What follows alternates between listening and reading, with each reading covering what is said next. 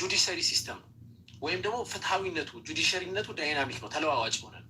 ምክንያቱም በእስልምና የውርስ ህግ ላይ ዒልም አልፈራኢድ የምንለው በጣም ትልቅ የእውቀት ዘርፍ አለ።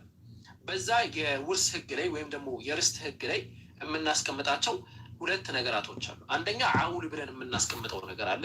ሁለተኛው ደግሞ ረድ ብለን የምናስቀምጠው ነገር አለ።